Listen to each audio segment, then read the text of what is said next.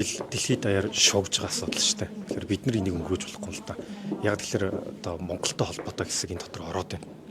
2025 оны 7 сард одоо Америк нэгдсэн улсын доод танхимын хянаа шалгах төр хороо Эпштейний файлтай холбоотой асуудлыг задруулсан. За үүнтэй холбоотойгоор яг 4 сарын дараа буюу 25 оны 11 сард Америкт Эпштейний файлын ил тод байдлын тухай хууль гэж батлагдсан. Дээд тод танхим зураад Америкийн ерөнхийлөгч Дональд Трамп зураад албажуулсан ийм хууль байна. Энэ хуулийн хүрээнд Эпштейнтэй холбоотой бүх төр мэдээллүүд олон нийтэд ил болсон. За энэ мэдээлэл ил болонгууд тэн дотор Монголтой холбоотой за тэр дундаа бас одоо миний хамгийн сонирхол татсан хэсэг бол оюу толгойтой холбоотой мэдээллүүд бас гарч ирж байна. 2013 он 13-аас 14 оны хооронд одоо Монгол Улсын ерөнхийлөгчөөр ажиллаж байсан Элбэг Эпштейн гэдэг энэ хүнтэй холбогдож бас тэр үед яг оюу толгойтой одоо лобби хийх ч юм уу мэдээлэл авах тийм сувг нээсэн байна. За энэ мэдээлэл бол дахиад дөнгөж саяхан Australian Financial Review гэдэг одоо бас сэтгүүл дээр Австрали улсад 2026 оны 2 сард бас гарсан байна. За энэ дээр бол Эпштейний файл нь буцаад яаж оюу толгой болон Монголдо элбэг доржоор дамжуулж Дубан гэрэн өмнө холбогдсон гэдэг энэ одоо ноцтой асуудал гарч ирж байгаа байхгүй. Дубан гэрээ 2025 оны 5 сарын 18-нд байгуулагдсан.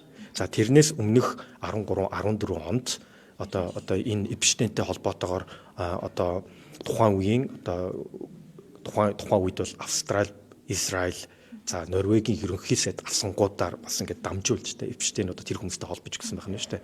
Тэгэхээр яг одоо Дубан асуудлуудыг яригдсан байна. Тэр үед бол одоо оюу толгой бол зогсон байдалд орсон байсан те. Тэгэхээр энийг цаашаа яах вэ? Далдуурхан бүтээн байгуулалт буюу буцаад яг Дубан гэрээ одоо хийгдэх юм энэ асуудал гарч ирсэн. Ер нь бол би ноцтой гэж харж байгаа. Буцаад Дубан гэрээ бол одоо улсын хурал хүчингү болгож цуцалсан Монгол улсад хохирол авчруулсан гэрээ шүү дээ те. Тэгэхээр энэ бол зүгээр нэг гэрээ биш үжээ. Цаагаараа ингээд Эпштейний файлын одоо юутай ингээд холбогдоо гараад ирж байгаа юм л да. Тэгэхээр ер нь дандаа бидний гадны сувгаас гадна ингээд нэг дэлбэрээд мэдээлэл болохоор одоо бид нар тэнд монголчууд хийн холбогдсон гэдгээ одоо олж мэддэг боллоо шүү дээ. Одоо Panama Papers гэдэг те одоо Панамын одоо маш олон мэдээлэл болсноос тэн дээр бас тэр баяр цогтын Швейцар дансандаа хадгалаад одоо мартцсан байсан сая долларын мэдээлэл гарч ирсэн. За энэгээр бас Дубан гэрээгээр дамжуулж энэ бол сайхан бэлэг ерөнхий сайд тухайн үедээ за баяр цогт бол одоо засгийн газар хэрэглэх газрын даргын үед байгуулагдсан гэрээ нь одоо бас Эпштейнтэй холбогдож эхлэх жишээ нь. Энэ гадаадад ийм том мэдээлэл ил болоод үр дагавраа яриад хүмүүс хариуцлага хүлээж байгаад Монголд бид нар яагаад энэ асуудлыг ийм ноцтой асуудлыг ярихгүй байгаа юм бэ гэж байгаа.